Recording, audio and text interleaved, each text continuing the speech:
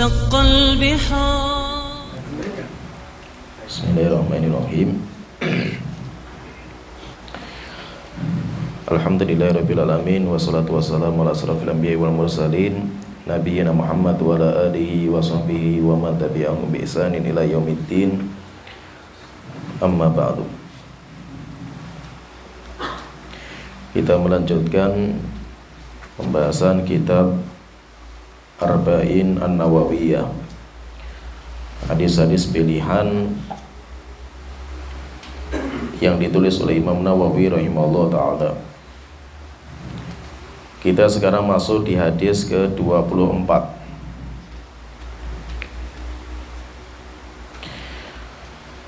Al-Imam Nawawi rahimahullah ta'ala beliau berkata, An Abi Dzarrin radhiyallahu anhu anin Nabi sallallahu alaihi wasallam fima yarwi an rabbih azza wa jalla annahu qala.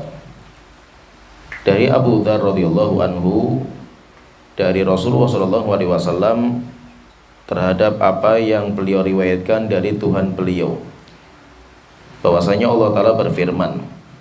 Ini hadis seperti ini dinamakan dengan hadis qudsi.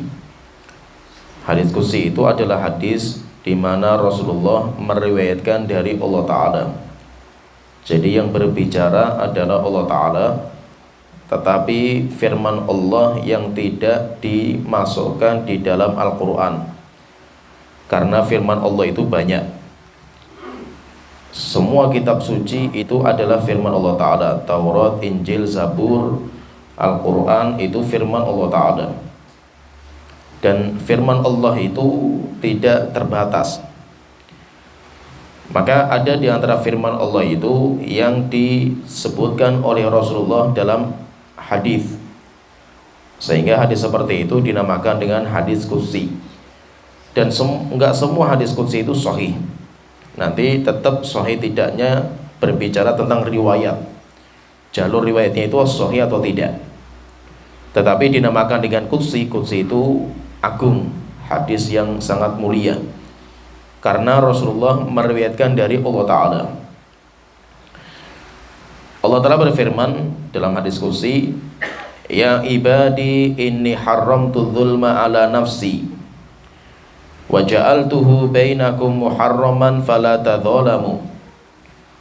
Wahai hambaku, sesungguhnya aku telah mengharamkan kezaliman atas diriku, dan aku jadikan kezaliman itu sesuatu yang haram di antara kalian. Fala tadzalamu, maka janganlah saling menzalimi. Ya ibadi kullukum dhalun illa man hadaituhu fastahduni ahdikum. Wahai hamba-hambaku, sesungguhnya kalian itu sesat. Semua kalian itu sesat, kecuali orang yang aku berikan petunjuk. Maka mintalah petunjuk kepadaku, niscaya akan saya berikan petunjuk. Ya ibadi kullukum ja'iun illa man at'amtuhu fastat'imuni ut'imkum. Wahai hamba-hambaku, sesungguhnya kalian itu semuanya lapar. Semua kalian itu kelaparan, kecuali orang yang aku berikan makanan. Maka mintalah makanan kepadaku, niscaya akan aku berikan makanan kepada kalian. Ya ibadi kullukum arin illa man kasautuhu fastaksuni aksukum. Wahai hamba-hambaku, sesungguhnya kalian itu semuanya telanjang, kecuali orang yang aku berikan pakaian. Maka mintalah pakaian kepadaku, niscaya akan saya berikan pakaian kepada kalian. Ya ibadi innakum tukhti'una bil-laili wan-nahar wa ana aghfiru dzunuba jami'an fastaghfiruni aghfir lakum.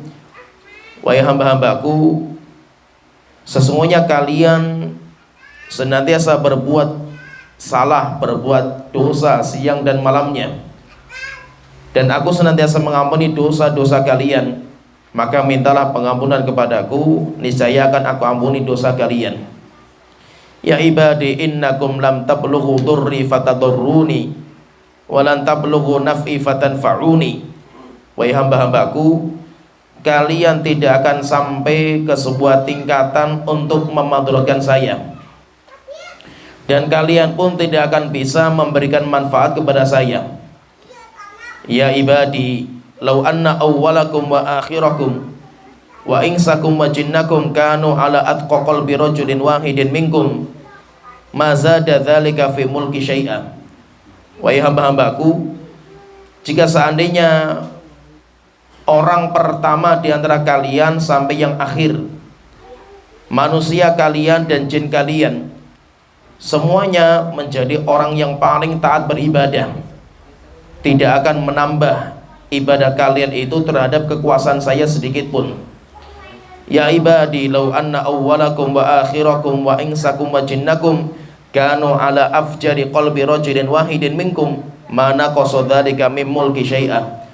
Wahai hamba-hambaku, jika seandainya orang paling awal di antara kalian dan yang paling akhir, manusia kalian dan jin kalian, semuanya orang yang paling rusak, orang yang berbuat dosa dan maksiat, tidak mengurangi sedikit pun dari kekuasaan saya. Ya ibadi, law anna awwalakum wa akhirakum wa insakum wa jinnakum qamu fi sa'idin wahidin. Wahai hamba-hambaku, jika seandainya orang dari awal kalian sampai akhir kalian, manusia kalian dan jin kalian, mereka berdiri di satu lapangan, berkumpul di satu lapangan, fasa'aluni, dan semuanya minta sama saya, fa'ataitu kulla mas'alat kulla insanin mas'alatahu, semuanya akan saya berikan satu persatu permintaan mereka. Mana qasadzalika mimma indi, apa yang saya berikan kepada kalian tidak mengurangi apa yang saya miliki. Illa kama yanqusul mikhyatu idza udkhilal bahra, kecuali bagaikan jarum yang dicelupkan di samudra, kemudian jarum diangkat, air yang menempel dari jarum, itulah kenikmatan yang Allah berikan kepada kita. Ya ibadi, innama hiya a'malukum uhsiha lakum. Wahai hamba-hambaku, semua yang kalian kerjakan itu ya amal kalian, sedangkan saya hanya menghitung saja, saya hanya menghisap. Tsumma uwafikum iyyaha, dan nanti saya akan penuhi balasannya kepada kalian.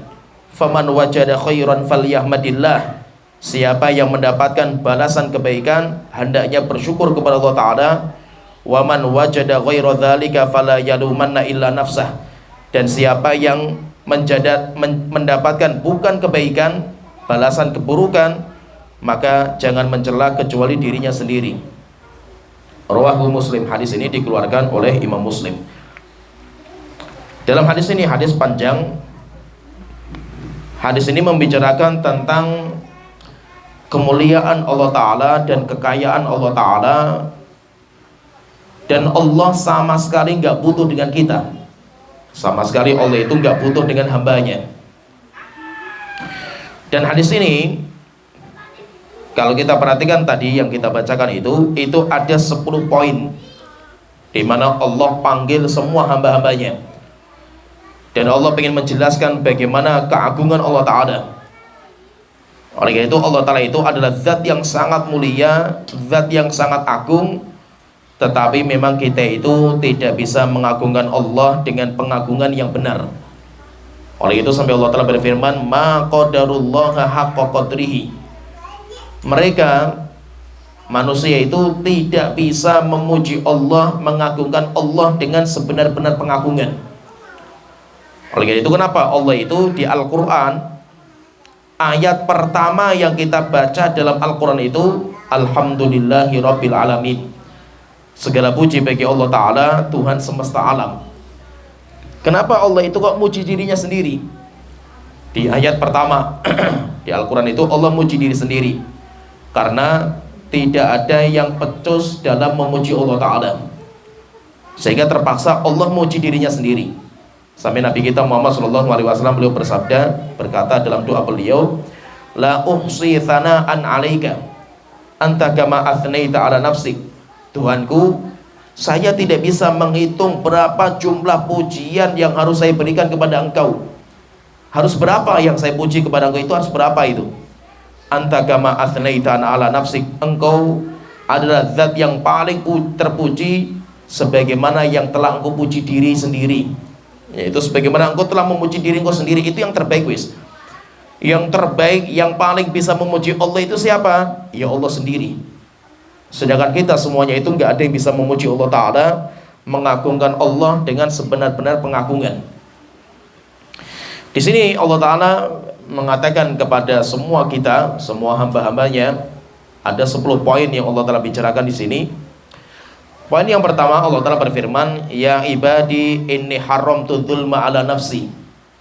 Hamba-hambaku, sesungguhnya aku telah mengharamkan kezaliman atas diriku sendiri. Yaitu Allah itu tidak mungkin berbuat zalim. Wa ja'altuhu bainakum muharraman. Dan kezaliman itu saya jadikan haram juga di antara kalian. Fala tadzalamu. Waalaikumsalam. Maka jangan saling menzalimi. Jangan saling menzalimi, sehingga kezaliman itu, semua bentuk kezaliman itu hukumnya diharamkan. Oleh itu Rasulullah SAW beliau mengatakan, "Adz-dzulmu dzulumatun yaumal qiyamah." Kezaliman itu kegelapan nanti di hari kiamat. Siapa yang dia itu punya kezaliman, hendaknya segera menyelesaikan sekarang. Rasulullah mengatakan, "Man kanat indahu madzlamatun li akhihi." Siapa yang punya kezaliman kepada saudaranya, falyatahallalhu minhul an. Hendaknya sekarang minta penghalalan. Fa innahu laisa thamma dinarun wala dirham. Karena nanti akan datang waktu di mana harta baik emas maupun perak, dolar atau rupiah nggak ada manfaatnya. Terus bagaimana caranya menyelesaikan kezaliman itu? Caranya sudah urusan kebaikan, yaitu nanti akan dibayarkan itu pahala. Pahala kita itu nanti akan dibagi-bagi kepada orang yang kita zalimi. Sehingga kezaliman itu hukumnya diharamkan. Dan zalim itu nanti kata para ulama mengatakan zalim itu ada 3 macam. Kezaliman itu ada 3 macam. Yang pertama, zalimnya hamba kepada sang pencipta. Seorang hamba menzalimi Allah Ta'ala, dan itu zalim yang paling parah. Yaitu apa? Zalim hamba kepada sang pencipta itu ketika hamba itu berbuat kesyirikan kepada Allah Ta'ala, menyekutukan Allah Ta'ala, menjadikan Allah itu ada sekutu, Allah itu ada tandingan, Allah itu ada persamaan. Itu zalim yang paling parah. Oleh itu Luqman ketika memberikan wasiat kepada putranya itu, ya bunayya la tusyrik billah. Nah anakku, kamu jangan berbuat kesyirikan. Inna syirka la dzulmun azim. Karena syirik itu zalim yang paling parah. Karena kita menzalimi Allah Ta'ala. Apalagi kalau kita itu menisbatkan Allah punya anak, itu zalim yang lebih parah lagi itu. Maka itu Allah Ta'ala sampai mengatakan lam yalid wa lam yulad. Allah tidak beranak, Allah tidak diperanakkan. Sampai Allah Ta'ala sendiri, Rasulullah mengatakan, Allah Ta'ala berfirman, setiap hari hambaku itu menzalimi saya, mencaci maki saya setiap harinya, yaitu dengan cara mengatakan saya itu punya anak, padahal saya tidak punya anak, tetapi saya tetap memberikan nikmat kepada mereka. Yaitu kezaliman yang paling parah itu zalim kepada Allah Ta'ala. Maka zalim kepada Allah tidak mungkin Allah maafkan. Innallaha la yaghfiru ayyushraka bihi. Allah sama sekali tidak akan mengampuni ketika Allah disekutukan. Karena itu zalim yang paling parah. Kemudian yang kedua, zalim yang kedua itu zalim kepada orang lain. Zalim kepada manusia, zalim kepada orang. Dan zalim kepada orang itu banyak. Zalim kepada orang itu banyak. Tetapi nanti zalim kepada orang itu muaranya pada 3. Muaranya pada 3. Yang pertama, zalim kepada jiwanya orang. Menzalimi jiwa. Menzalimi jiwa. Jiwa itu bisa memukul atau membunuh, yang berkaitan dengan jiwa. Ini zalim yang pertama. Dan itu nanti tingkatannya macam-macam. Yang kedua, kezaliman yang kedua itu menzalimi orang itu, yang kedua zalim kepada harta. Kalau tadi menyangkut jiwa, yang kedua menyangkut harta. Bisa merusak, bisa mencuri, dan yang lainnya lah. Kemudian yang ketiga, zalim yang berkaitan dengan kehormatan. Sehingga disebutkan ada 3 itu.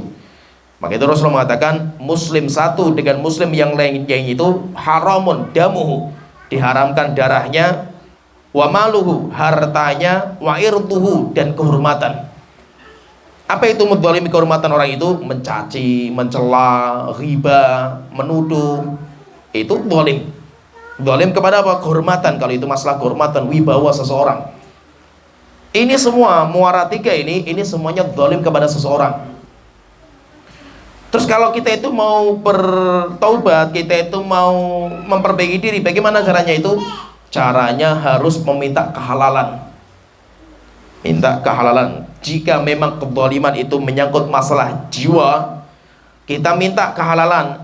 Kalau orang itu memaafkan kita tanpa mengkisos, alhamdulillah.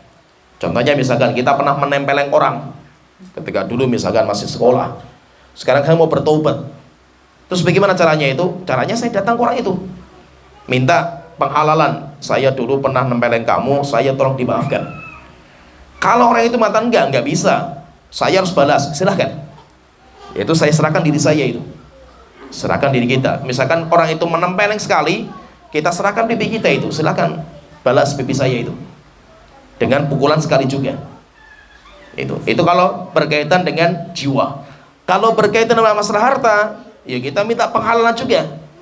Kalau orang itu tidak bisa menghalalkan, kecuali kita harus membayar, ya kita harus ganti rugi. Walaupun kita dulu mencuri atau kita itu yang lainnya lah, curang dan yang lainnya, harus ganti rugi.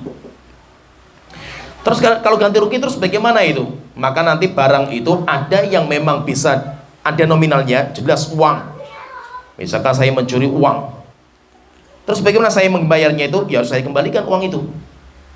Nah terus nominalnya bagaimana itu? Maka nominalnya nanti dilihat. Dilihat itu maksudnya itu nominalnya itu ditakar dengan emas. Jelas beda. Saya mencuri tahun misalkan tahun 20.000, tahun lama lah itu, sebelum moneter misalkan itu. Uang segitu itu 10.000 saja banyak sekali waktu itu. Setelah krisis zaman sekarang, yo uang itu nggak ada harganya. Terus bagaimana kalau seandainya saya dulu mencuri itu 100.000 zaman dulu, yang 10.000 bisa untuk beli emas bergram-gram waktu itu. Sekarang sudah nggak bisa apa-apa itu. Maka kita itu dinominalkan dengan barang emas. Gitu. Termasuk juga apa? Barang yang itu nggak bisa diuangkan. Contohnya misalkan buku yang dirusak, misalkan itu barang juga itu uang karena bisa ini barang itu. Nah, terus bagaimana? Harus mengganti. Kalau bukunya sudah nggak ada, maka kita nominalkan kira-kira uang buku itu harganya berapa sekarang itu. Jadi kezaliman itu kalau berkaitan masalah uang harus kembalikan. Yang ketiga, kezaliman itu berupa kehormatan. Kita mencela, kita mencaci, kita ghibah dan yang lainnya itu. Kalau seperti ini apa? Harus kita datangi orang itu minta penghalalan. Kita dulu pernah mencela, pernah menuduh dan yang lainnya itu. Nah, jadi intinya kezaliman yang kedua itu kezaliman yang berkaitan dengan haknya orang. Zalim kepada orang lain. Kemudian yang ketiga, zalim kepada diri sendiri. Zalim kepada diri sendiri. Yaitu maksudnya zalim kepada diri itu apa? Dia itu mengamalkan amalan, dengan sebab amalan itu akhirnya dirinya akan diazab. Apa itu? Dosa dan maksiat. Dosa dan maksiat. Kita berbuat dosa dan maksiat itu kita zalim. Tapi zalimnya kepada diri sendiri. Maka semua dosa itu sebenarnya zalim. Semua dosa itu zalim, tetapi nanti tingkatannya berbeda-beda. Nah, jadi poin yang pertama yang Allah telah singgung di sini masalah kezaliman. Allah mengharamkan untuk dirinya berbuat zalim, sehingga Allah tidak mungkin menzalimi. Maka kezaliman itu dijadikan sesuatu yang haram untuk kita, untuk manusia kita semua. Kemudian poin yang kedua, Allah telah mengatakan ya ibadi kullukum dhalun illa man hadaituhu. Wahai hamba-hambaku, semua kalian itu sesat semua itu. Dan itu hukum asal manusia. Hukum asal manusia itu sesat, kecuali kalau Allah berikan hidayah, kecuali orang-orang yang saya berikan hidayah. Fastahduni ahdikum, mintalah hidayah kepada saya, niscaya Allah nanti akan memberikan hidayah kepada kalian. Sehingga hidayah itu murni milik Allah Ta'ala. Hidayah itu murni milik Allah Ta'ala.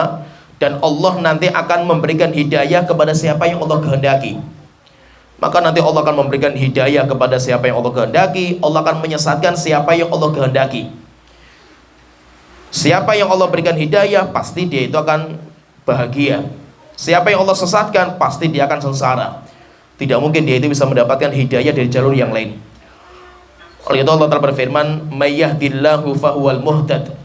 Siapa yang Allah berikan hidayah, dialah orang yang mendapatkan petunjuk. Wa may yudlil falan tajid lahu waliyyan mursyidah. Siapa yang Allah sesatkan, maka orang itu tidak akan mendapatkan sesuatu yang bisa menunjukkan kepadanya. Kenapa? Karena hidayah itu milik Allah Ta'ala. Sehingga hukum asalnya itu kita semuanya itu dalam kondisi sesat kita ini. Itu hukum asal manusia. Maka hidayah itu murni milik Allah Ta'ala. Dan hidayah itu, karena itu murni Allah Ta'ala, maka hidayah itu dinamakan dengan mauhibah. Hidayah itu diistilahkan oleh para ulama itu kayak mauhibah. Mauhibah itu kayak hadiah. Sehingga Allah akan memberikan hadiah kepada siapa saja yang Allah cintai. Nggak mungkin semuanya dikasih hadiah. Hadiah itu akan diberikan kepada siapa yang paling Allah cintai.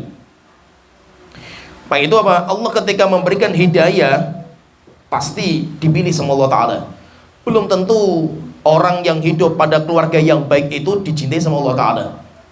Sehingga hidayah itu nggak ada kaitan dengan warisan. Ada seorang nabi, keluarganya pun nggak mendapatkan hidayah. Ada orang yang rusak, kufur nyata, keluarganya malah mendapatkan hidayah. Kenapa? Karena itu murni milik Allah Ta'ala. Oleh itu Allah telah mengatakan dalam surat Tahrim itu, "Daraballahu mathalan lilladzina amanu lilladzina kafaru imra'ata Nuhin wa imra'ata Lut." Allah bikin sebuah perumpamaan akan masalah hidayah ini. Yaitu perumpamaan orang-orang kafir. Siapa itu? Istrinya Nabi. Istrinya Nabi Nuh dan Nabi Lut. Keduanya hidup pada keluarga kenabian, tapi malah nggak beriman. Setelah itu Allah Ta'ala mengatakan, "Wa daraballahu mathalan lilladzina amanu imra'ata Fir'aun." Allah memberikan perumpamaan orang-orang yang beriman. Siapa itu? Istrinya Fir'aun. Istrinya Fir'aun itu bahkan tinggalnya itu di kerajaan Fir'aun, malah dia beriman kepada Allah Ta'ala. Sehingga hidayah itu nggak bisa kita atur, nggak bisa. Itu murni milik Allah Ta'ala. Oleh itu Allah mengatakan dalam Al-Quran, "Allahu a'lamu haitsu yaj'alu risalatah." Allah tahu kemana risalah itu akan diberikan. Kenapa kok si A diberikan hidayah, si B disesatkan sama Allah Ta'ala?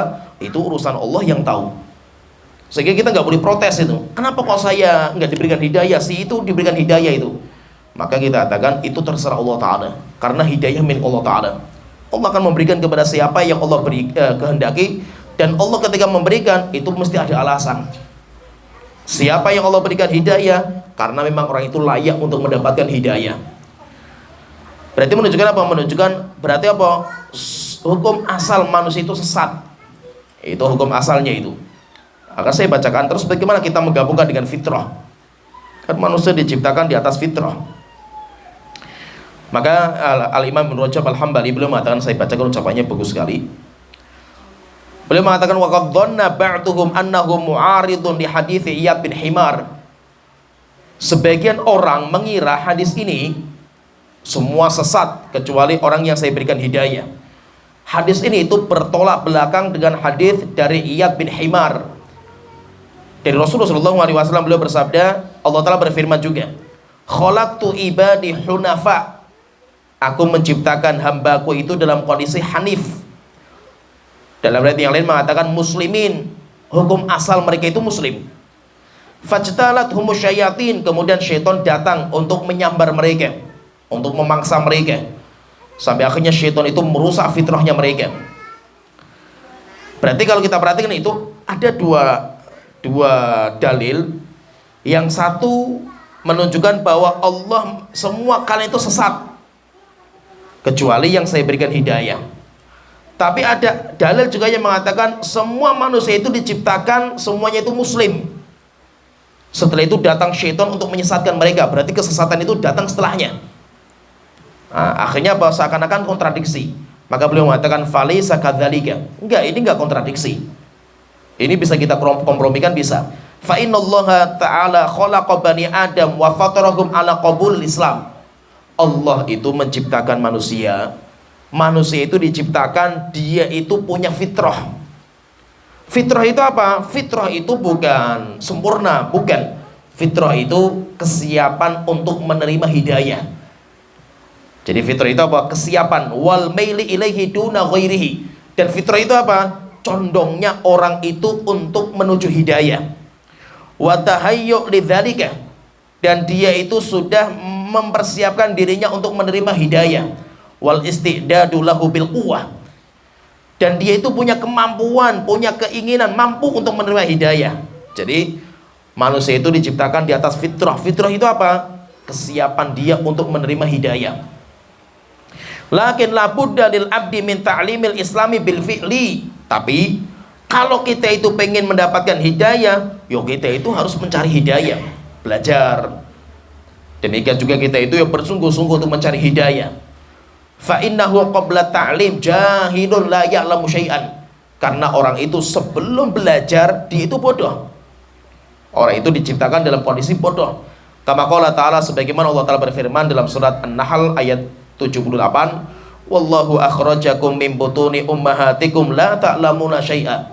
Allah mengeluarkan kalian dari perut ibu kalian dalam kondisi bodoh, enggak tahu apa-apa. Wa qala lin Nabi sallallahu alaihi wasallam, dan Allah Ta'ala mengatakan kepada Nabi Muhammad, wa wajadaka dhallan fahada. Allah mendapatkan engkau ya Rasulullah dalam kondisi sesat. Setelah itu Allah memberikan hidayah kepada engkau. Wal muradu, yang dimaksud dengan ayat ini, wajadaka ghaira alimin bima 'allamaka minal kitabi wal hikmah. Allah mendapatkan kamu itu bodoh, tidak tahu ilmu tentang Al-Qur'an dan sunnah. Setelah itu Allah datang untuk mengajarkan kebaikan. Wa kama qala ta'ala, dan sebagaimana Allah Ta'ala berfirman dalam surat Asy-Syura ayat ke-52, wa kadzalika auhayna ilaika ruham min amrina. Demikianlah kami wahyukan kepada engkau ya Rasulullah ruh dari perintah kami. Ma kunta tadrimal kitab walal iman. Sebelum itu kamu enggak tahu. Kamu bodoh wahai Muhammad tentang apa itu kitab suci, apa itu keimanan. Fal insanu yuladu mafturun ala qabulil haqqi. Maka semua orang itu dilahirkan dalam kondisi difitrahkan untuk siap menerima kebenaran. Fa in hadahullahu, ini paham ini. Kalau Allah memberikan hidayah kepada dia itu, sabbabalahu man yu'allimul huda. Allah itu akan siapkan sarananya. Jadi hidayah itu apa? Hidayah itu Allah mempersiapkan sarana, itu namanya hidayah. Orang itu sudah siap menerima kebenaran sejak lahir. Kesiapan dia menerima hidayah, menerima kebenaran, kalau nggak disiapkan sarananya, orang yang ngajarkan nggak ada. Orang ngajarkan nggak ada, jalan menuju hidayah nggak ada. Akhirnya apa? Kesiapan dia menerima hidayah itu nggak ada manfaatnya. Maka ketika Allah itu memberikan hidayah, Allah siapkan sarananya. Dia sudah siap menerima kebenaran. Apa itu hidayah itu? Allah ketemukan dia dengan seorang ustadz. Allah ketemukan dia sama teman-teman yang baik. Allah kenalkan kepada dia pengajian. Allah berikan hidayah kepada dia untuk duduk di majelis ilmu. Akhirnya dia belajar agama-agama yang benar. Setelah itu apa? Kesiapan fitrah dia untuk menerima kebenaran, wadahnya itu sudah siap itu. Setelah itu ada orang yang mengisi itu. Akhirnya apa? Hidayah itu bisa diterima dalam diri dia. Kenapa? Karena Allah siapkan sarananya itu.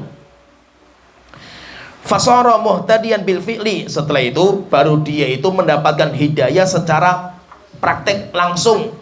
Awalnya itu dia itu siap menerima hidayah dengan kekuatan dirinya itu. Yaitu dia itu siap menerima kebenaran sesuai dengan kekuatan dirinya. Tapi kalau tidak ada orang yang mengajarkan, dia tidak akan tahu. Jadi orang lahir itu ibaratnya kayak dia itu bawa wadah yang sudah siap untuk diisi. Kalau wadah ini nggak ada yang mengisi, ya tidak ada manfaatnya wadahnya itu. Apalagi kalau yang mengisi itu orang yang rusak, diisi dengan konten-konten keburukan itu, akhirnya malah tersesat orang itu. Maka kita itu diciptakan, dilahirkan dalam kondisi fitrah. Fitrah itu apa? Siap menerima Islam. Semua orang itu kalau fitrahnya masih bersih, dia itu siap menerima kebenaran. Tetapi kalau Allah berikan hidayah, maka kesiapan dia itu sarannya dibuka semuanya sama Allah Ta'ala. Jalannya ada semua itu. Tapi kalau Allah itu nggak memberikan hidayah, maka kesiapan dia itu akan dirusak nanti itu.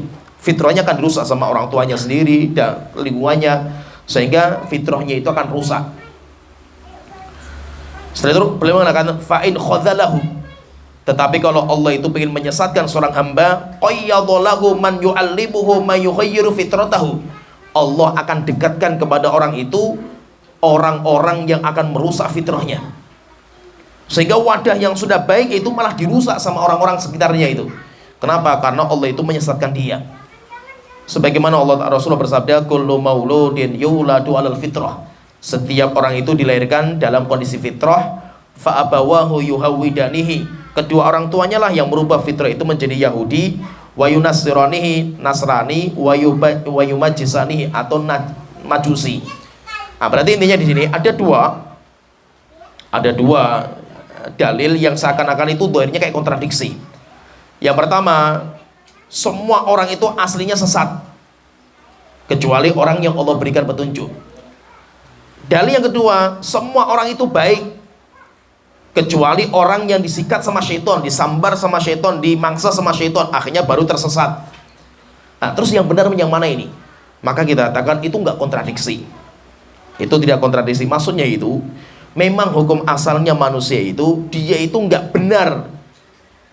Manusia itu bodoh lahirnya, itu enggak tahu apa-apa gitu. Sehingga tidak ada seorang orang itu lahir sudah jadi ulama, sudah pinter, dia itu tahu kebenaran, enggak ada. Orang lahir itu nggak punya apa-apa, dia itu bodoh. Tapi dia itu punya fitrah. Fitrah itu apa? Siap untuk menerima kebenaran. Maka ketika orang itu yang sudah siap menerima kebenaran, Allah berikan hidayah dengan cara dikenalkan ustadz, dikenalkan teman-teman yang baik. Setelah itu ada yang mengajarkan kebenaran. Kalau fitrahnya itu masih bersih, maka fitrahnya langsung menerima kebenaran itu.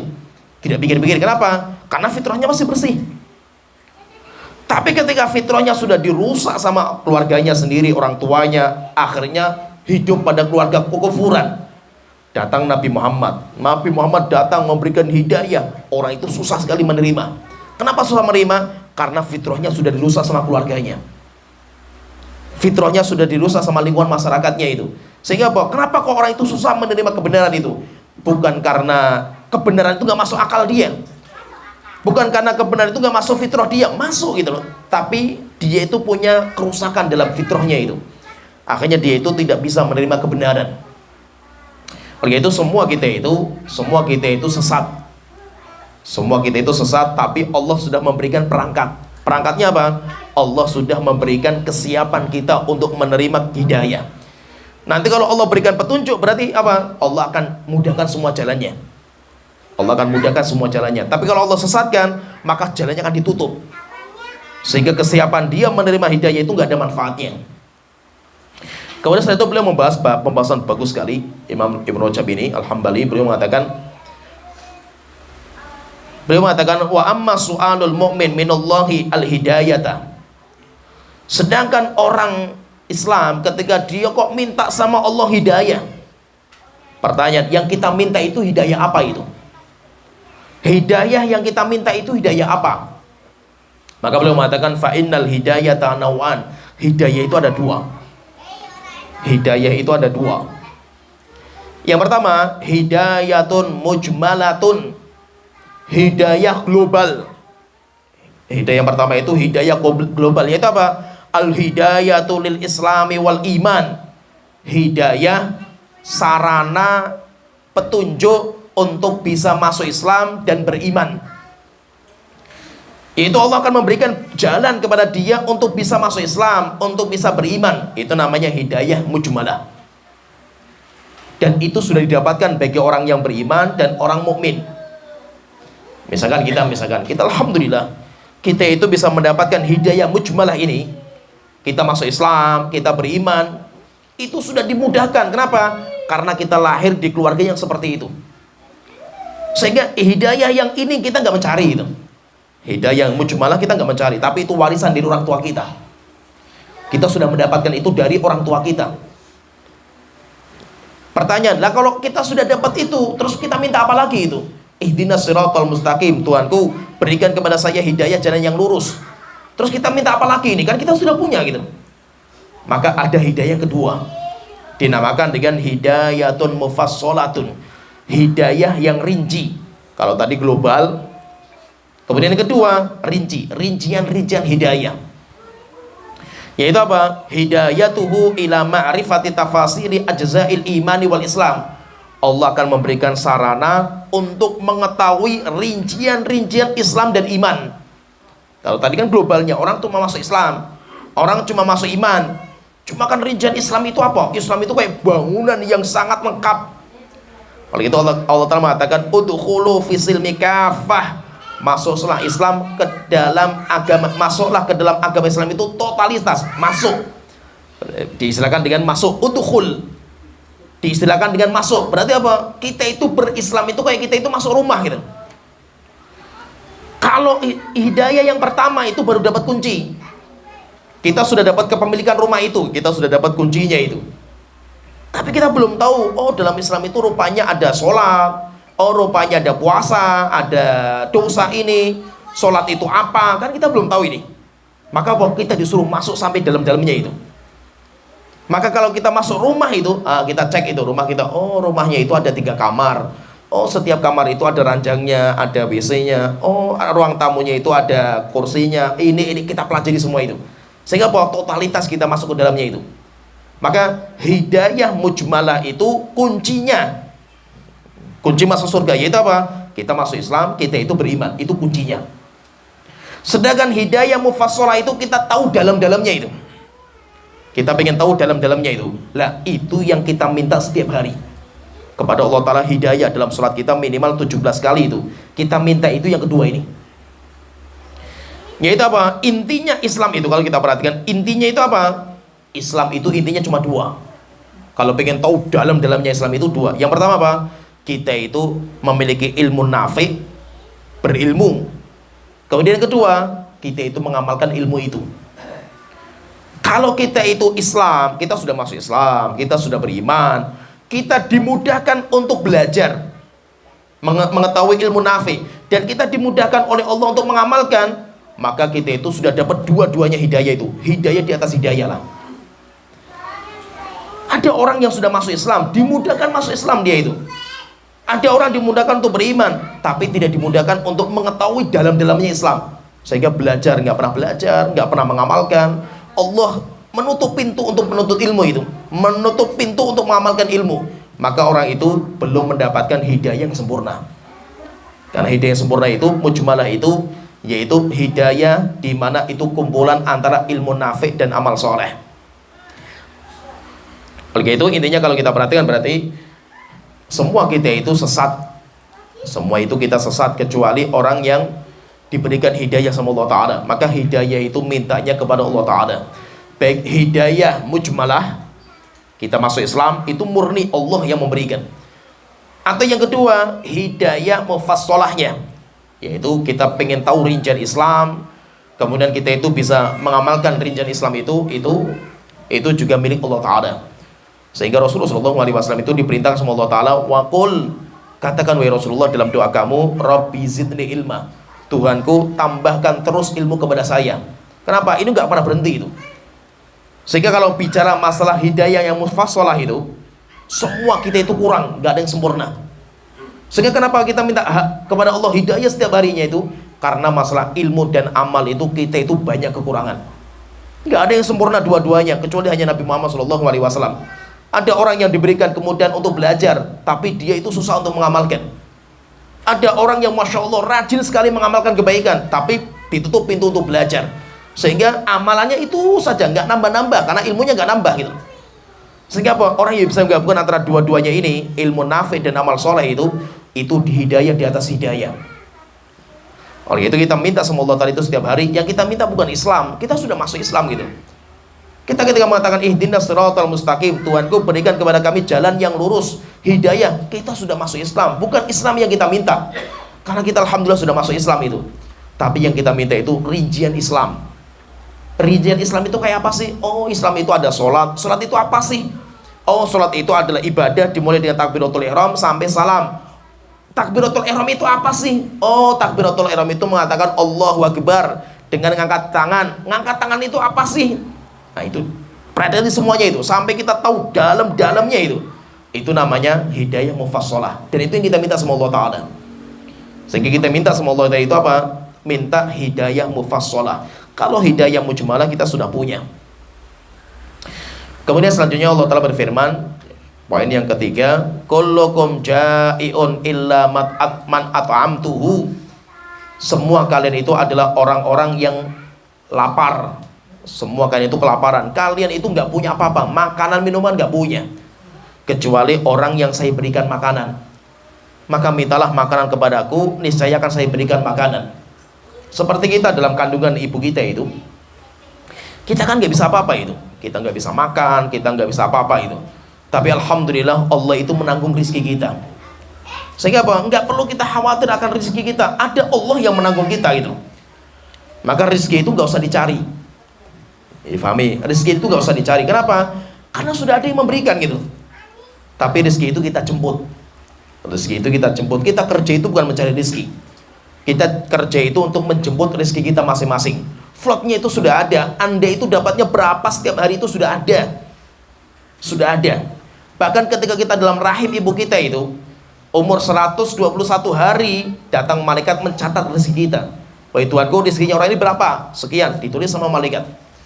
Sehingga semua kita sudah ada. Kita nggak usah pusing mikir orang lain. Oh, si fulan dapat segini, saya dapat segini. Itu sudah ada masing-masing. Maka itu apa? Cara mencari rezeki itu bisa di copy paste. Kan kerjaan itu bisa di copy paste. Orang bisa niru-niru kerjaan orang lain itu. Jadi bisa SOP bisa di copy paste, cara bisa di copy paste, tapi hasilnya nggak bisa di copy paste. Sehingga apa? Kita nggak usah pusing misalnya masalah rezeki itu. Tenang saja, semuanya sudah ditanggung. Kalaupun kita itu mengejar rezeki, ada orang yang cari duitnya mati-matian itu. Rezeki itu tidak bisa rezeki itu tidak bisa dicari dari semangatnya orang yang mencari. Mau semangatnya kayak apa, tetap nggak akan menambah rezeki dia. Dan rezeki tidak akan lari dari orang-orang yang malas mencari rezeki. Rezeki pun akan datang kepada dia. Mau dia semangat, mau dia malas-malesan, jatah rezeki itu akan datang kepada dia masing-masing. Rezeki itu kayak kematian, akan mengejar orang itu kemana saja dia berada. Demikian juga mau rezeki akan mengejar orang itu kemana saja dia itu berada. Maka kita masih punya Allah, nggak ada yang perlu kita khawatirkan. Selama masih punya Allah Ta'ala itu, kita masih punya Allah itu, masalah rezeki ngapain kita pusing mikir masalah rezeki itu. Yang perlu kita pikirkan itu akhirat kita. Kita kerja, silakanlah kita bekerja itu, tapi kerja itu hanya ikhtiar. Kita hanya berusaha. Hasilnya itu sudah bukan urusan kita. Oleh kita apa? Kita nggak usah pusing mikir masalah hasil. Hasilnya itu kita serahkan kepada Allah Ta'ala. Mau kita itu ada orang yang bisnis, oh pakarnya bisnis lah dia itu, modalnya kuat, SOP-nya matang, sistemnya marketingnya hebat. Tetapi kalau memang Allah nggak takdirkan, bangkrut juga. Ada orang yang usaha nggak ada SOP, nggak ada modal, nggak ada apa-apa lah, marketing nggak ada, tapi jadi orang kaya raya itu. Kenapa? Karena itu nggak bisa di-copy paste masalah hasil itu. Yang bisa di-copy paste itu sistemnya, tapi hasil nggak bisa. Sehingga nanti rezeki kita itu ditanggung sama Allah Ta'ala. Setelah itu Allah Ta'ala mengatakan, ya ibadi kullukum arin illa man kasautuhu. Oh ya hamba-hambaku, semua kalian itu hidupnya itu telanjang. Seperti kita lahir dari perut ibu kita nggak bawa pakaian sama sekali. Maka mintalah pakaian kepada saya, niscaya aku akan memberikan pakaian kepada kalian. Sehingga bahwa kita itu miskin, gak punya apa-apa. Antumul fuqara, Allah Ta'ala mengatakan kalian semua itu fakir, miskin kalian itu kepada Allah Ta'ala. Wallahu huwal ghaniyul hamid, sedangkan Allah Maha Kaya Raya. Oleh itu, kalau kita itu sadar bahwasanya kita itu miskin, kita nggak punya apa-apa, semua yang kita miliki itu semuanya pemberian dari Allah Ta'ala, maka kalau kita kaya itu kita nggak akan sombong. Kenapa? Karena kita tahu itu semuanya milik Allah Ta'ala. Kalaupun kita miskin, kita nggak pernah sedih meratapi nasib. Kenapa? Karena kita tahu itu pun juga dari Allah Ta'ala. Oleh itu, seorang muslim itu hidupnya bahagia. Bahagia dalam miskinnya, bahagia dalam kayanya. Orang muslim itu bahagia dalam sehatnya, bahagia dalam sakitnya. Kenapa? Karena semuanya sama bagi kita itu. Sehingga kita itu nggak usah mikir hasil. Yang kita pikir itu adalah usaha. Yang penting kita sudah berusaha, itu tanggung jawab kita sudah selesai. Hasilnya kita serahkan kepada Allah Ta'ala. Selama masih punya Allah, gak mungkin kita mati karena kelaparan. Kita masih punya Allah Ta'ala. Wong cacing saja gak punya mata, gak punya otak, gak punya tangan, gak punya kaki saja bisa hidup. Gede-gede lagi hidup, gemuk-gemuk kan gitu. Wong kita punya tangan, punya kaki, kita itu harganya berapa tangan kita, kaki kita itu mahal sekali itu. Sehingga terkadang apa, orang itu bingung masalah rezeki itu. Saya mau kerja nggak punya modal itu. Mata kamu itu modalnya berapa gitu loh. Kamu sudah punya modal, tubuh kamu itu triliunan modalnya kan itu. Kok kita khawatir gitu loh masalah rezeki kan itu. Seakan-akan apa, modal itu harus uang gitu loh. Saya apa, keluntang-kelantung, nggak punya apa-apa. Kenapa? Saya nggak punya modal itu. Tangan kamu itu sudah berapa miliar harganya itu. Kaki kamu itu sudah berapa miliar harganya itu. Mata kamu itu sudah berapa itu. Modal kamu itu besar sekali itu. Saya apa? Yang penting itu kamu gerak biasa. Yang penting kamu itu berusaha. Nanti urusannya itu, takdirnya itu serahkan kepada Allah Ta'ala. Sehingga kita semuanya itu butuh sama Allah Ta'ala. Kita jangan bergantung kepada kekuatan diri. Setelah itu Allah Ta'ala berfirman, ya ibadi innakum tukhti'una bil-laili wan-nahar wa ana aghfiru dzunuba jami'an fastaghfiruni aghfir lakum. Wahai hamba-hambaku, sesungguhnya kalian itu semuanya itu orang-orang yang jatuh dalam dosa dan maksiat, bergelimang dosa dan maksiat kalian itu. Dan saya senantiasa mengampuni dosa-dosa kalian. Maka mintalah ampun akan dosa kalian kepada saya, niscaya nanti akan saya ampuni. Jadi kita ini, manusia kita itu senantiasa bergelimang dosa dan maksiat. Dosa kita sudah nggak bisa dihitung. Dosa dari sumber mata kita, dari mulut kita, dari telinga kita, tangan kita, pikiran kita, itu sudah berapa itu setiap hari itu. Tapi alhamdulillah Allah itu maha pengampun. Walaupun kita itu datang kepada Allah membawa satu bumi dosa itu, bukan hanya satu gunung, bukan hanya satu samudra, bumi. Selama kita itu nggak berbuat kesyirikan, Allah akan mendatangkan satu bumi juga pengampunan. Sehingga Allah telah berfirman dalam hadis qudsi itu, ya ibadi lau ataitani bi qurabil ardi khotoya.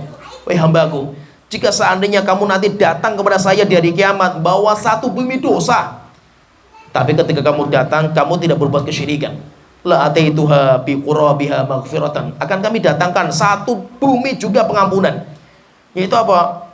Inna rahmati wasi'at ghadabi. Rahmatnya Allah, pengampunan Allah itu lebih cepat daripada azabnya Allah Ta'ala. Sehingga alhamdulillah itu Allah itu maha pengampun. Sehingga kalau kita itu berbuat dosa dan maksiat, pintu tobat itu masih terbuka. Kita tidak lebih parah lah daripada para sahabat, pecandu khomer, garong, begal, mereka pezina. Ketika mereka bertobat kepada Allah, diampuni semuanya sama Allah Ta'ala, dan akhirnya mereka menjadi orang yang hebat. Kita alhamdulillah masih mending kita itu nggak terlalu parah sampai mereka itu. Tetapi terkadang apa? Malasnya kita untuk bertobat. Kita menunda-nunda tobat, nanti datang ajal, setelah itu baru kita mau bertobat, akhirnya nggak ada manfaatnya. Kemudian berikutnya Allah Ta'ala mengatakan, ya ibadi innakum lam tablughu dhurri fatadurruni wa lan taflaghu naf'i fatanfa'uni. Hambaku, kalian itu tidak bisa membantukan saya dan tidak bisa memberikan manfaat kepada saya. Sehingga apa? Kalian semuanya itu nggak ada yang bisa sampai kepada Allah Ta'ala. Kalian mau ibadah, Allah nggak butuh ibadah kita. Kalian mau berbuat dosa dan maksiat, dosa kalian pun nggak membantukan Allah Ta'ala, karena Allah nggak butuh kita. Maka ketika Allah itu nggak butuh kita, kita harus pahami bahwa kita itu ibadah itu kembali kepada kita sendiri. Kita berbuat dosa dan maksiat yang kita kerjakan, itu juga kembali kepada diri kita sendiri. Sedangkan Allah nggak butuh kita. Kalaupun Allah akan musnahkan kita, diganti dengan makhluk yang baru, gampang bagi Allah Ta'ala. Sehingga bahwa jangan sampai kita itu mengatakan Allah itu butuh sama saya. Termasuk dalam agama, perjuangan Islam. Jangan seakan-akan kita itu orang yang hebat lah gitu. Seakan-akan kalau nggak ada saya dakwah itu nggak jalan itu. Anda itu siapa gitu? Sejak zaman dulu Islam jalan terus itu tanpa Anda kan gitu. Yang butuh dakwah itu Anda, bukan agama kita. Agama kita nggak butuh kita gitu. Oleh itu kalau kita perhatikan, kenapa kok Islam itu nggak kenal orang gitu? Islam itu dari dulu nggak kenal orang. Dan sampai sekarang sudah beribu tahun Islam itu masih jaya. Walaupun musuh kita kayak apa musuh kita itu. Tapi apa? Islam gak kenal siapa kita. Anda mau ikut berjuang, nama Anda akan diabadikan. Kalau tidak, Anda akan ditinggal gitu. Dulu Allah itu memberikan hidayah itu kepada orang Mekah. Nabinya diutus dari mereka, coba bayangkan. Itu kan hidayah mahal sekali itu. Allah berikan kepada orang-orang Arab Mekah. Tapi rupanya malah mereka gak menerima. Malah hidayah disia-siakan itu. Akhirnya apa? Nabi Muhammad pindah ke Madinah. Namanya Madinah diangkat sama Allah Ta'ala. Sehingga orang-orang Madinah menjadi orang yang paling mulia lah. Ya, yang pertama jelas muhajirin, yang pertama kali menerima Rasulullah SAW. Setelah itu pindah ke orang-orang Ansor. Hatta walaupun setelah itu masuk Islam orang-orang Mekah top lah itu. Khalid bin Walid masuk Islam terakhir, tapi tidak bisa mengalahkan sahabat muhajirin dan Ansor. Walaupun siapa itu Khalid bin Walid, jelas nggak ada lah bisa mengalahkan muhajirin dan Ansor. Kenapa? Mereka yang pertama kali menerima hidayah. Ketika orang-orang Arab mulai mereka malas belajar agama itu, mereka malas mempertahankan agama itu, akhirnya generasi sahabat hilang. Setelah itu masuk generasi tabi'in yang menjadi ulama-ulama yang menjadi rujukan dunia itu adalah agama itu, bekas-bekas budak yang dulu menjadi tawanan perang, masuk ke negeri Islam, mereka masuk Islam, tahu Islam yang benar, mereka belajar mati-matian, budak-budak ini. Akhirnya zaman tabi'in, penguasa agama semuanya budak. Sampai orang-orang Arab mengatakan, kami sekarang dipimpin sama budak-budak kami itu. Kenapa? Islam gak kenal anda itu. Sehingga yang muncul siapa itu? Hasan al-Basri, Atha bin Abi Robah, itu semuanya budak semua. Orang-orang Arab belajar sama budak waktu itu. Setelah itu berlalu waktu lagi itu, sampai akhirnya masih ada orang Arab lah yang dikuatkan itu masih ada. Walaupun sudah bukan Mekah Madinah lagi, setelah itu geser lagi. Sampai akhirnya zaman ulama-ulama mazhab. Imam Abu Hanifah orang Irak. Imam Malik Imam Madinah. Imam Syafi'i orang Mekah. Kemudian Imam Ahmad orang Irak juga. Setelah itu apa? Generasi setelah ini Imam Mazhab itu sampai selesai Imam Ahmad. Setelah itu masuk Imam Al-Hadith, Bukhari, Muslim, Tirmidzi, Nasai dan yang lainnya. Siapa mereka? Mereka orang asing. Mereka bukan orang Arab mereka itu. Kenapa? Karena orang Imam Bukhari dan yang dari daratan Uni Soviet. Tapi ketika mereka itu memperjuangkan agama, diangkat namanya. Orang Arab gak ada apa-apanya. Sampai akhirnya apa? Orang Arab zaman itu kalau pengen belajar agama, mereka itu datang musim haji. Nunggu musim haji. Supaya apa? Datang dari bermacam-macam penjuru ulama-ulama dunia. Setelah itu orang Arab itu mau belajar sama mereka. Sampai akhirnya apa? Yang melanjutkan ilmu bahasa saja itu, ulama-ulama bahasa itu mayoritas bukan orang Arab. Ulama-ulama bahasa, Imam misalkan Ibnu Malik punya kitab Alfiyah, bukan orang Arab, mayoritas bukan orang Arab. Kenapa? Karena Islam itu nggak kenal siapa kita itu. Anda mau berjuang ya Anda akan diajak, kalau tidak tinggal gitu. Sehingga jangan sampai kita mengatakan kalau nggak ada salah nggak jalan itu dakwah itu. Anda itu siapa gitu? Islam nggak butuh Anda gitu. Sehingga jangan sampai apa? Seakan-akan kita lah yang paling berjasa itu. Bukan, yang paling berjasa itu ya Rasulullah SAW untuk agama kita itu. Kita nggak ada apa-apanya itu. Maka kita berdakwah itu ya untuk manfaat kita. Tapi apa? Dakwah nggak butuh Anda. Anda mau silakan dakwah yuk ayo. Anda nggak berdakwah atau mas-masan akan ditinggal itu. Gerbong akan jalan terus itu. Baik dengan Anda maupun dengan yang lain itu. Sehingga apa? Jangan sampai kita itu merasa kitalah yang paling pelopor dakwah di sini dan bukan. Kita itu alhamdulillah diberikan hidayah oleh Allah Ta'ala untuk ngurusi dakwah itu, alhamdulillah itu. Tapi jangan sampai kita katakan kalau nggak ada saya nggak jalan dakwah itu. Enggak, dakwah akan jalan kepada siapa saja. Kalau Anda nggak jalan, Allah akan ganti Anda dengan yang lain. Dia nanti akan menjalankan itu. Nanti kalau ini malas lagi, ganti lagi dengan yang lainnya lagi itu. Kenapa? Karena Islam nggak akan berhenti. Setelah itu Allah berfirman, ya ibadi law anna awwalakum wa akhirakum wa insakum wa jinnakum kanu ala atqa qalbi rajulin wahidin minkum. Wahai hamba-hambaku, jika semua kalian manusia jin dari awal sampai akhir menjadi orang yang semuanya orang soleh taat ibadah, tidak menambah kekuasaan Allah Ta'ala, ibadah kalian itu gak bermanfaat bagi Allah Ta'ala. Mau semuanya ibadah gak ada manfaatnya bagi Allah Ta'ala. Setelah itu Allah mengatakan, wahai hamba-hambaku, lau kana awwalakum, wahai hamba-hambaku, lau kana, kalau seandainya kalian semua awal sampai akhir manusia jin ala afjari qalbi rajulin wahidin minkum, semuanya orang yang istilahnya bejat semuanya lah itu, semuanya rusak semuanya itu sama sekali tidak mengurangi kekuasaan Allah Ta'ala. Allah tidak akan berkurang kehormatan Allah, kejayaan Allah karena ibadahnya kita. Allah pun tidak akan berkurang kekuasaannya karena dosa yang kita kerjakan, karena semua yang kita kerjakan itu semuanya kembali ke kita. Oleh itu Allah Ta'ala mengingatkan itu, ketika kita berkorban itu, Allah nggak butuh daging. Siapa yang butuh daging? Kan kita yang makan gitu. Maka kita bahwa kita ibadah itu kembalinya ke kita sendiri. Kita berbuat dosa ya kembalinya ke kita sendiri. Sedangkan Allah nggak butuh. Oleh itu kalau seandainya sampai Allah Ta'ala mengatakan, laulam tudhnibu, jika seandainya kalian itu nggak berbuat dosa dan bertaubat. Yang Allah inginkan kita itu kenapa ditakdir berbuat dosa? Karena Allah pengen taubatnya kita. La dhahaballahu bikum, Allah akan musnahkan kalian semuanya. Setelah itu Allah akan ganti dengan kaum yang mereka itu bertobat kepada Allah Ta'ala. Berbuat dosa kemudian bertobat kepada Allah Ta'ala. Allah gampang untuk mengganti satu makhluk, hatta manusia dimusnahkan semuanya, ganti makhluk yang lain gampang bagi Allah Ta'ala. Sehingga Allah nggak butuh kita sama sekali. Setelah itu Allah Ta'ala berfirman, ya ibadi, law anna awwalakum wa akhirakum wa insakum wa jinnakum qamu fi sa'idin wahidin. Wahai hamba-hambaku, jika semua kalian manusia, jin, dari awal sampai akhir kumpul jadi satu di lapangan. Jumlahnya berapa itu? Kumpul semuanya di lapangan. Semuanya berdoa kepada Allah Ta'ala, minta sampai pol permintaan dia itu. Sampai nggak bisa lagi kita mau minta apa lagi itu. Sudah paling pol permintaan kita itu. Fa'ataitu kulla insanin mas'alatu. Setiap orang akan saya berikan masing-masing permintaan dia yang sudah paling pol, wis.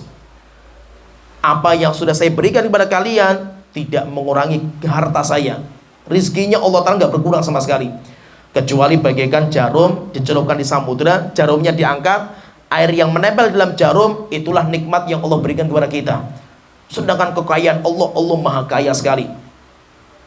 Begitu kalau kita itu perhatikan, kita itu nggak ada apa-apanya di hadapan Allah Ta'ala. Allah maha kaya, Allah itu maha besar, sehingga apa yang perlu kita sombongkan itu nggak ada. Bahkan digambarkan sama para ilmuwan itu, alam semesta yang Allah ciptakan itu, kan kita sekarang berdiri di atas bumi itu. Bumi itu kayak debunya alam semesta itu. Ya, bumi dibandingkan matahari saja jauh berbedanya itu. Matahari dibandingkan dengan planet yang lain jauh lagi itu. Jadi kayak istilahnya itu debu dibandingkan dengan bola gitu. Jadi nggak ada apa-apanya itu. Kalaupun Allah musnahkan bumi, belum tentu alam semesta dimusnahkan sama Allah Ta'ala. Kita itu kecil sekali, nggak ada yang bisa kita sombongkan dengan apa yang kita miliki.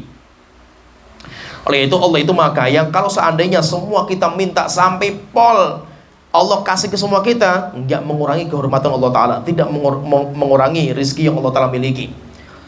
Sampai nanti itu orang yang terakhir masuk surga itu, orang yang paling akhir, sudah nggak ada lagi setelah itu.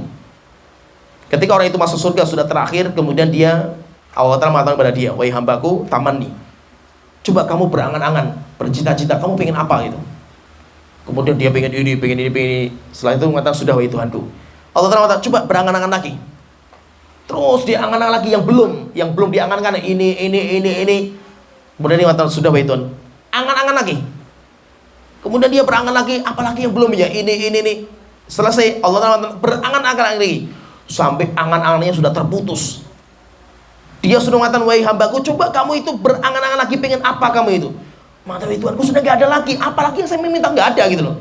Sudah habis lah, permintaan saya itu sudah habis gitu. Ditanya lagi sama Allah Ta'ala, coba kamu minta lagi apa itu? Dia kata, sudah wahai Tuhanku, sudah gak ada lagi itu. Akhirnya Allah Ta'ala mengatakan, wahai hambaku, coba kalau seandainya kamu pengen saya jadikan sebagai raja dunia, kenikmatan kamu di surga itu kayak raja dunia sekarang itu, mau gak kamu itu? Dia mengatakan, mau wahai Tuhanku, saya punya semua berarti kan di dunia ini. Mau nggak kamu itu? Mau wahai Tuhanku. Maka Allah Ta'ala mengatakan, sudah kalau seperti itu, kamu saya berikan 10 kali lipat dari dunia dan seisinya. 10 kali lipatnya. Sehingga raja-raja di raja itu nggak ada apa-apanya dengan dia. Dia 10 kali lipatnya itu. Akhirnya ketika dia mendapatkan kenikmatan 10 kali lipat dari dunia, dia itu merasa orang yang paling tinggi derajatnya di surga itu. Padahal dia itu orang paling rendah derajatnya di surga Allah Ta'ala. Tapi apa? Dia merasa paling tinggi karena nikmatnya luar biasa lah itu. Oleh itu apa? Yang diberikan oleh Allah sekarang itu nggak ada apa-apanya, sedikit sekali yang Allah Ta'ala berikan itu. Allah maha kaya. Maka tidak perlu kita itu takut masalah dunia kita. Kemudian setelah itu yang terakhir Allah Ta'ala mengatakan, ya ibadi innama hiya a'malukum uhsiha lakum. Wahai hamba-hambaku, amal-amal kalian itu ya amal kalian. Sehingga silakanlah kalian itu beramal untuk diri kalian masing-masing lah itu, sekuat tenaga kalian itu. Kalau saya itu hanya menghitung, saya itu hanya menghisap, itu tugas saya. Maka itu ya amal kalian, kalian yang mengerjakan, saya akan menghitungnya itu. Tsumma uhsiha lakum, saya nanti akan menghitungnya, menimbangnya. Tsumma uwafikum iyyaha, kemudian nanti baru saya berikan balasan sesuai dengan kadar amal-amal kalian. Faman wajada khairan falyahmadillah, siapa yang mendapatkan balasan kebaikan, rupanya dia itu masuk surga. maka hendaknya muji sama Allah Ta'ala. Kenapa? Karena orang itu nggak bisa masuk surga kecuali rahmatnya Allah Ta'ala. Oleh itu ketika kita masuk surga itu, orang pertama kali masuk surga yang dia ingat cuma Allah Ta'ala. Maka orang yang masuk surga itu pertama yang dia baca mesti dia itu mengatakan Alhamdulillah, segala puji bagi Allah Ta'ala. Walaupun lafadznya beda-beda, ada yang mengatakan Alhamdulillahilladzi shadaqana wa'dah, segala puji bagi Allah yang telah jujur akan janjinya dulu. Dulu kita dijanjikan kalau kita sholat, puasa, ini kita akan masuk surga. Alhamdulillah sudah ditunaikan sama Allah Ta'ala. Ada juga yang kita mengatakan Alhamdulillahilladzi adhaba annal hazan, segala puji bagi Allah yang telah mencabut rasa capek, lelah, letih sekarang ketika kita masuk surga. Atau kita akan mengatakan, wahai Tuhan, segala puji bagi Allah Ta'ala yang telah memberikan hidayah kepada kami sampai kami bisa masuk surga ini. Itu semuanya hidayah Allah Ta'ala. Wa ma kunna linahtadiya laula an hadanallah. Kita nggak bisa mendapatkan hidayah seperti ini kalau Allah tidak memberikan hidayah. Sehingga apa? Kita itu kalau nanti mendapatkan balasan baik dari Allah Ta'ala, falyahmadillah, memujilah Allah Ta'ala. Kenapa? Kita bisa sholat itu karena Allah yang memberikan hidayah. Kita bisa puasa, kita sekarang bisa belajar, itu semuanya dari Allah Ta'ala, bukan karena kita. Kita awalnya semuanya sesat kita ini. Oleh itu Rasulullah SAW sampai beliau mengatakan, la yadkhulal jannata ahadun bi amalihi. Tidak ada seorang pun yang bisa masuk surga dengan amalnya. Amal yang dia kerjakan gak bisa memasukkan ke surga. Akhirnya Rasulullah ditanya, Rasulullah, apakah demikian juga engkau? Maka Rasulullah mengatakan, saya juga seperti itu. Amal saya gak bisa memasukkan surga, kecuali illa ayyataghammadanillah bi rahmatin minhu wa fadl, kecuali kalau Allah mengaruniakan rahmat kepada saya. Saya masuk surga itu karena rahmat Allah Ta'ala. Tapi amal saya itu nanti akan menaikkan derajat saya di surga. Jadi perbedaan amal kita itu nanti akan membedakan tingkatan derajat kita di surga. Kalau masuk surganya kita, itu semuanya dengan rahmat Allah Ta'ala, bukan amal kita. Setelah itu Rasul Allah mengatakan, siapa yang mendapatkan balasan kebaikan, falyahmadillah, hendaknya memuji Allah Ta'ala. Wa man wajada ghairu dzalika fala yalumanna illa nafsah. Tapi siapa yang mendapatkan balasan kejelekan, rupanya masuk neraka jahanam, jangan mencela kecuali dirinya sendiri. Kenapa? Karena Allah sudah jelaskan jalan-jalannya itu. Sudah diutus Nabi kepada kita, sudah diturunkan kitab suci kepada kita, sudah datang dai-dai yang menyeru. Kok kita itu masih nggak percaya? Maka nanti silahkan kita sendiri akan menanggung resikonya. Sampai akhirnya nanti apa? Orang-orang itu menyesal. Ketika dia itu masuk neraka jahanam, Allah Ta'ala mengatakan, wa yauma ya'uddu dhalimu ala yadayhi. Ingat orang-orang zalim ketika menggigit jari mereka. Yaitu maksudnya apa? Menyesal yang luar biasa sampai giginya itu untuk menggigit jari mereka itu. Apa kata mereka itu? Yaqulu ya laitani ittakhadtu ma'ar rasuli sabila.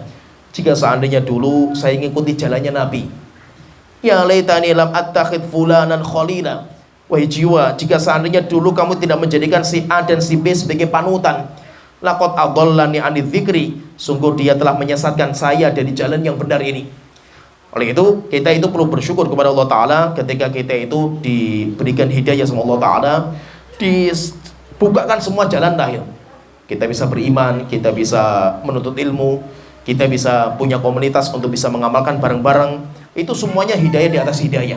Kita perlu bersyukur kepada Allah Ta'ala. Yang penting apa? Yang penting kita berjuang pengen masuk surga.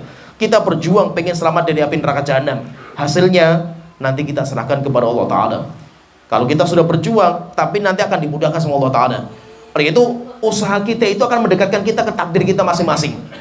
Takdir kita itu apa sih? Kita nggak tahu takdir kita sebelum terjadi. Tapi usaha kita itu akan mendekatkan. Siapa yang dimudahkan untuk berbuat kebaikan, itu sebagai pendekat dia kepada takdir dia. Yaitu apa? Masuk surga. Siapa yang dimudahkan untuk berbuat dosa dan maksiat, berarti dia itu didekatkan kepada takdir dia. Yaitu apa? Takdirnya itu menjadi penghuni neraka jahanam. Oleh itu kita perlu bersyukur sama Allah Ta'ala. Hidayah itu mahal. Hidayah itu nggak bisa diuangkan. Hidayah itu tidak bisa dijual belikan. Hidayah itu nggak ada harganya dengan dunia dan seisinya. Maka jangan sekali-kali kita korbankan hidayah gara-gara dunia. Terlalu murah sekali hidayah itu kalau ditakar dengan dunia itu. Dunia dan seisinya nggak ada apa-apanya dibandingkan dengan hidayah Allah Ta'ala. Ya sebenarnya di sini pembahasan kita alhamdulillah sudah selesai hadis yang panjang ini. Kita nanti pertemuan berikutnya kita akan masuk di hadis yang ke-25.